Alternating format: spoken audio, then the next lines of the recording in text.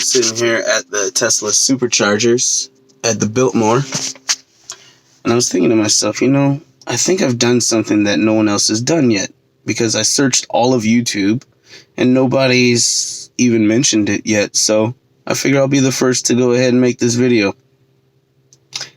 I went ahead and used one of my old Western Digital Passport hard drives.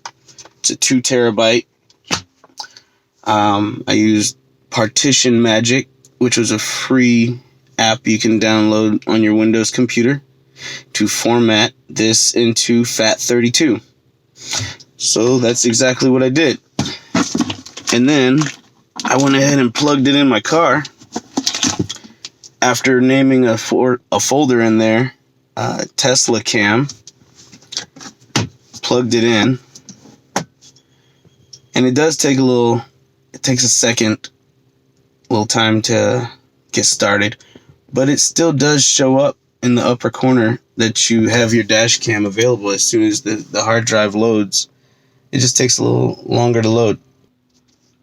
So usually it only takes about 2 seconds for it to recognize a USB when you plug it in, for the dash cam logo to show up right here.